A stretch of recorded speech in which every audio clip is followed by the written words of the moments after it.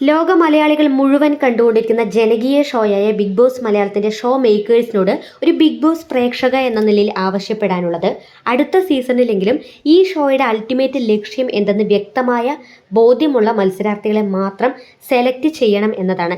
ഈ സമൂഹത്തിലേക്ക് 18ാം നൂറ്റാണ്ടിലെ ചിന്താഗതികളും കാഴ്ചപ്പാടുകളും പകർന്നു നൽകുന്ന, അല്ലെങ്കിൽ കണ്ടന്റ് എന്ന പേരിൽ തങ്ങളുടെ മനസ്സിലെ എന്ത് ടോക്സിക് തോട്ട്സും അതുപോലെ പടച്ചുവിടുന്ന, യാതൊരു ഡിഗ്നിറ്റിയോ മിനിമം ക്വാളിറ്റി പോലും ലെവലേഷൻ ഇല്ലാത്ത ചവറുകളായി ചില മത്സരാർത്ഥികൾ ഷോയുടെ പരാജയമാണ് എന്നത് പറയാതിരിക്കാനാവില്ല. കാരണം ബിഗ് ബോസ് എന്ന ഈ ഷോയെ ഒരുപാട് റെസ്പെക്റ്റ്ഫുള്ളി നോക്കിക്കാണുന്ന വലിയൊരു വിഭാഗം പ്രേക്ഷകരുണ്ട്. അവർക്കിടയിലേക്ക് എന്ത് ആഭാസത്തരവും എന്ത് തോന്നിവാസവും വിളിച്ചു പറയാനുള്ള ഒരു പ്ലാറ്റ്ഫോം അല്ല ബിഗ് ബോസ് എന്നതിനെപ്പറ്റി വ്യക്തമായ ഒരു അവബോധം ഉണ്ടാക്കേണ്ടതുണ്ട്. ഞാനിപ്പോൾ ഇത്രയും പറയാനുള്ള പ്രധാന കാരണം മറ്റൊന്നുമല്ല, big boss Malayalam season 7 Lakshmi എന്ന കണ്ടസ്റ്റൻ്റ് തന്നെയാണ്. ഈ ലക്ഷ്മി എന്ന കണ്ടസ്റ്റൻറ്റിൻ്റെ മനസ്സിനുള്ളിൽ അടിഞ്ഞുകൂടിക്കുന്ന മാലിന്യം, അതിനെപ്പറ്റി നമ്മൾ മുൻപ് തന്നെ ഒരു വീഡിയോ ചെയ്തിട്ടുള്ളതാണ്. ആദില നൂറ ലെസ്ബിയൻ കപ്പിൾസിനെ കുറിച്ച് ഇവരെ വീട്ടിൽ കയറ്റാൻ കൊള്ളാത്തവളുമാരാണ്, ഈ സമൂഹത്തിൽ ഇറങ്ങി ജീവിക്കാൻ ഇവൾക്കൊന്നും സാധിക്കില്ല എന്ന തരത്തിലുള്ള വിവാദ പരാമർശം നടത്തിയതിനെ വിമർശിച്ചുകൊണ്ട് നമ്മൾ മുൻപ് തന്നെ സംസാരിച്ചതാണ്. അതേ ലക്ഷ്മി തന്നെ ഇന്ന് മറ്റൊരു സ്റ്റേറ്റ്മെൻറ്റ് കൂടി ഉന്നയിച്ചിരിക്കുകയാണ്. അതായത് ഇന്നലെ ബിഗ് ബോസ് വീട്ടിൽ ഒരു സ്പോൺസേഡ് ടാസ്ക് നടത്തുന്നുണ്ട്. ഈ ഒരു സ്പോൺസേഡ് ടാസ്കിൽ ഏറ്റവും പുറകിൽ നിൽക്കുന്നത് ഒനിയലായിരുന്നു. ഒനിയലിൻ്റെ ടീമാണ് വിജയിച്ചത്. അങ്ങനെ ഇവർ ഈ ഒരു വിജയാഹ്ലാദത്തിൻ്റെ ഭാഗമായിട്ട് ക്ലാപ്പ് അടിച്ചുകൊണ്ട് സന്തോഷത്തോടുകൂടി മുൻപിലേക്ക് ഒനിയൽ വരികയാണ്. മുൻപിലേക്ക് ഒനിയൽ വരുമ്പോൾ ഒനിയലിൻ്റെ തൊട്ട് മുൻപിൽ നിൽക്കുന്നത് മസ്താനിയാണ്. അപ്പോൾ സൈഡ് തന്നെ അവിടെ ഒരു സ്പോൺസേഡ് ടാസ്കിന് വെച്ചിരിക്കുന്ന ഒരു ഫ്ലെക്സ് ഉണ്ടായിരുന്നു. ഈ ഒരു ഫ്ലെക്സിൽ കാല് തട്ടിക്കൊണ്ട് ഒനിയൽ വീഴാൻ പോവുകയാണ്. വീഴാൻ പോകുന്ന സമയത്ത് ഒനിയൽ അത്യാവശ്യം വണ്ണമുള്ള ഒരു വ്യക്തിയാണ്. അതുകൊണ്ട് ആ ഒരു സ്പേസ് ഒനിയലിൽ പോരാതെ വന്നതുകൊണ്ട് തന്നെ ഒനിയൽ വീഴാൻ പോകുന്ന സമയത്ത് മസ്താനിയുടെ ഈ ഒരു ഇടുപ്പിൻ്റെ ഭാഗത്ത്, വയറിൻ്റെ ആ ഒരു ഭാഗത്ത് ഒനിയൽ പിടിക്കുകയാണ്. അത് വീഴാൻ പോകുന്ന സമയത്ത് ഈ പറഞ്ഞ മസ്താനിയുടെ സ്ഥാനത്ത് മറ്റേത് കണ്ടസ്റ്റൻ്റ് ആണ് എന്നുണ്ടെങ്കിലും ഒനിയൽ അങ്ങനെ പിടിക്കുമായിരുന്നു. കാരണം നമ്മൾ വീഴാൻ പോകുന്ന സമയത്ത് നമ്മുടെ മുൻപിൽ ആരാണോ നിൽക്കുന്നത്, ആണാണോ പെണ്ണാണോ എന്നൊന്നും ചിന്തിക്കാതെ നമ്മൾ പിടിക്കുമല്ല. അതേ കാര്യം മാത്രമേ ഇവിടെ ഒനിയൽ ചെയ്തിട്ടുള്ളൂ. പക്ഷേ അത് ഒനിയൽ ചെയ്തിരിക്കുന്നത് ബാഡ് ടച്ച് ആണോ ഗുഡ് ടച്ച് ആണോ, ഒനിയൽ പർപ്പസ്ഫുള്ളി ചെയ്തതാണോ എന്നൊരു തോട്ട് മസ്താനിയുടെ ഉള്ളിൽ വന്നതുകൊണ്ട് തന്നെ മസ്താനി ഈ ഒരു വിഷയത്തെക്കുറിച്ച് ആലോചിച്ച് ചിന്തിച്ചു കൂട്ടി നേരെ അത് ഡ്രസ്സിംഗ് റൂമിലിരിക്കുന്ന ലക്ഷ്മിയോട് ചെന്ന് ഡിസ്കസ് ചെയ്യാണ്. ലക്ഷ്മിയോട് പറയുന്ന സമയത്ത് മറ്റൊരു കാര്യം ഇവിടെ ശ്രദ്ധിക്കേണ്ടത്, മസ്താനി മൈക്ക് ഊരി വെച്ചുകൊണ്ടാണ് ഇത് പറയുന്നത്. കാരണം ഇത് പബ്ലിക്കിലോട്ട് എത്തരുത് എന്നുള്ള ഒരു ഇൻറ്റൻഷൻ കൂടി മസ്താനിക്കുണ്ട്. അത് മസ്താനി ഇതിനൊക്കെ ശേഷം നേരെ ക്യാമറയ്ക്ക് മുൻപിൽ വന്ന് പറയുന്നുമുണ്ട്, ഇത് പബ്ലിക്കിലേക്ക് ഇടരുത്, ടെലികാസ്റ്റ് ചെയ്യരുത്, ഞാൻ ഇതൊരു കണ്ടൻ്റ് ആക്കണം അല്ലെങ്കിൽ ഒരു ഇഷ്യൂ ആക്കണം എന്ന് പറഞ്ഞുകൊണ്ട് ലക്ഷ്മിയോട് പറഞ്ഞതല്ല. പ്രൈവറ്റായിട്ട് ഇതിൻ്റെ ക്ലാരിഫിക്കേഷൻ എന്താണ് എന്നുള്ളതും ഒനിയലിനോട് ചോദിക്കണം എന്നൊരു ബേസിൽ മാത്രമേ ഞാൻ ലക്ഷ്മിയോട് പറഞ്ഞുള്ളൂ എന്നത്. ഇതിപ്പോൾ മസ്താനിയുടെ സ്ഥാനത്ത് മറ്റാരെങ്കിലും ആണെങ്കിലും നമ്മളത് ചിന്തിച്ചു പോകും. കാരണം വെറുതെ വരുന്നൊരു വ്യക്തി പർപ്പസ്ഫുള്ളി ഇങ്ങനെ നമ്മളെ കയറി പിടിച്ചതാണോ എന്നൊരു ചിന്ത അറിയാതെ നമ്മുടെ ഉള്ളിലുണ്ടാകും. അത് മസ്താനിക്ക് തോന്നി അത് ബാഡ് ടച്ച് ആണോ ഗുഡ് ടച്ച് ആണോ എന്നുള്ളത്. പക്ഷെ ആ ഒരു സമയത്ത് മസ്താനി പ്രതികരിക്കുന്നില്ല. മസ്താനി ചിരിച്ചുകൊണ്ട് ആ ഒരു വിഷയത്തെ വിടുന്നു.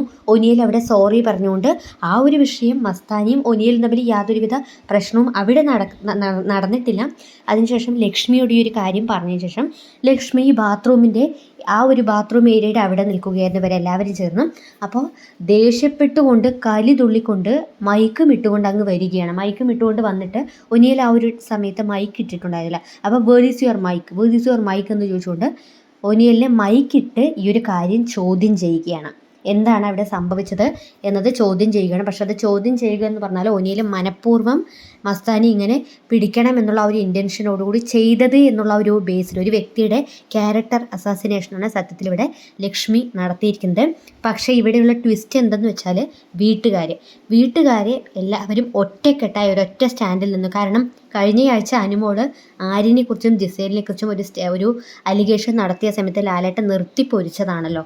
അതുകൊണ്ട് തന്നെ ഈ ഒരു വീക്ക് ഇവരെല്ലാവരും അവരുടെ നിലപാടുകൾ വ്യക്തമാക്കിയിട്ടുണ്ട്. അത് വ്യക്തമാക്കിയിട്ടല്ല എന്നുണ്ടെങ്കിൽ വീക്കെൻഡ് എപ്പിസോഡ് നല്ല രീതിയിൽ തന്നെ ലാലേട്ടൻ കൊടുക്കും എന്ന കാര്യം ധാരണയുള്ളത് കൊണ്ട് തന്നെ എല്ലാവരും അവരുടെ അഭിപ്രായം വ്യക്തമാക്കി. ഷാനവാസും അക്ബറും അഭിലാഷും അവരൊക്കെ ഇത് വളരെയധികം ചീപ്പ് ഗെയിമാണ്, മോശമാണ് എന്നുള്ളതൊക്കെ പറയുന്നുണ്ട്. ഒനിയലും പറഞ്ഞു, ഞാൻ ഇത്രയധികം ദിവസം ഇവിടെ നിന്നിട്ടും ഒരു സ്ത്രീയെ പോലും ഞാൻ മോശമായി ഒന്ന് നോക്കുകയോ തൊടുകയോ ടച്ച് ചെയ്യുകയോ ഒന്നും തന്നെ ചെയ്തിട്ടില്ല എന്നുള്ളത് ഒനിയൽ ഒരു 100 തവണയെങ്കിലും മസ്താനിയോട് മാപ്പ് പറയുന്നുണ്ടായിരുന്നു, സോറി പറയുന്നുണ്ടായിരുന്നു. അവസാനം ഷാനവാസൊക്കെ പറയുന്നുണ്ട്, നീ ഇനിയും ഇങ്ങനെ നിൻ്റെ സെൽഫ് റെസ്പെക്റ്റ് വിട്ട് നീ ഇവരോട് മാപ്പ് പറയേണ്ട യാതൊരുവിധ ആവശ്യവുമില്ല എന്നുള്ളതും ആ ഒരു വിഷ്വലിൽ വ്യക്തമായി നമുക്ക് മനസ്സിലാക്കാവുന്നതാണ്. ഒനിയിൽ പർപ്പസ്ഫുള്ളി ചെയ്തതല്ല, വീഴാൻ പോകുന്ന സമയത്ത് സപ്പോർട്ടിനായിട്ട് പിടിച്ചതാണ് എന്നത്.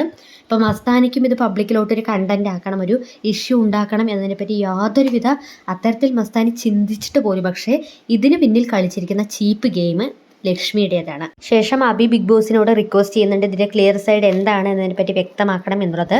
കാരണം ഒനിയലിൻ്റെ പുറത്തുള്ളൊരു ലൈഫ് ഉണ്ട്, അതിനെ തന്നെ ബാധിക്കുന്ന തരത്തിലുള്ള ഒരു കാര്യമാണിപ്പോൾ ഈ പറഞ്ഞ ലക്ഷ്മി പറഞ്ഞിരുന്നത്. അവരെ വ്യക്തിഹത്യ ചെയ്യുക, ഡിഫെയിം ചെയ്യുക, അവരുടെ ക്യാരക്ടർ അസാസിനേഷൻ നടത്തുക, ഒരു വ്യക്തിയെ മാനസികമായി തകർക്കുകയാണ് ലക്ഷ്മി ഇതിലൂടെ ചെയ്തിരിക്കുന്നത്.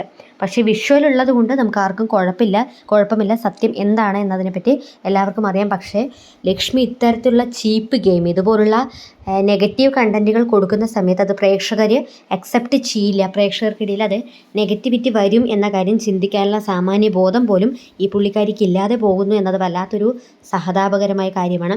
മറ്റൊന്ന്, കഴിഞ്ഞ വീക്ക് ലാലേട്ടൻ അനുമോളും ആര്യനെക്കുറിച്ചും ജിസേലിനെക്കുറിച്ചും പുതപ്പിനടിയിൽ എന്ത് എന്നുള്ള ഒരു വിഷയം വന്ന സമയത്ത് അത് അത്രത്തോളം ചർച്ച ചെയ്തിട്ടുണ്ട്, വീട്ടിനകത്തും വീടിന് പുറത്തും. അതുകൊണ്ട് തന്നെ പ്രേക്ഷകരെല്ലാവരും ഇത് ചർച്ച ചെയ്യും, ബിഗ് ബോസ് വീട്ടിലുള്ളിൽ അകത്തുള്ള എല്ലാവരും ഇതിനെപ്പറ്റി ചർച്ച ചെയ്യും എന്നതിനെപ്പറ്റി ലക്ഷ്മിക്ക് വ്യക്തമായി അറിയാം. അതുകൊണ്ടാണ് ഒരു നെഗറ്റീവ് പബ്ലിസിറ്റി ആയിക്കോട്ടെ, അല്ലെങ്കിൽ നെഗറ്റീവ് സ്ക്രീൻ സ്പേസ് ആയിക്കോട്ടെ, നെഗറ്റീവ് കണ്ടൻറ് ആയിക്കോട്ടെ, ഇത് എടുത്തിടണം എന്ന് പറഞ്ഞുകൊണ്ട് മസ്താനിയുടെ പോലും പെർമിഷൻ ഇല്ലാതെ നേരെ ചാടിക്കൊണ്ടുപോയി ഒരു പ്രശ്നത്തെ വളരെ വലിയൊരു പ്രശ്നമാക്കി മാറ്റിയത്.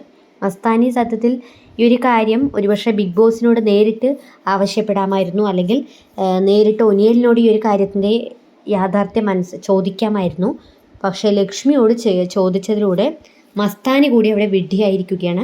എന്തായാലും ഒരു നെഗറ്റീവ് കണ്ടൻറ്റ് കൊണ്ട് ഒരു വ്യക്തിയെ എങ്ങനെ വ്യക്തിഹത്യ ചെയ്യാം, അല്ലെങ്കിൽ ഒരു വ്യക്തിയുടെ ക്യാരക്ടറിനെ തന്നെ ബാധിക്കുന്ന തരത്തിലുള്ള ഒരു ഗെയിമാണ് ഇവിടെ ലക്ഷ്മി കളിച്ചിരിക്കുന്നത്. പക്ഷേ പ്രേക്ഷകർ എല്ലാം ഇവിടെ കണ്ടുകൊണ്ടിരിക്കുന്നുണ്ട്. ലക്ഷ്മി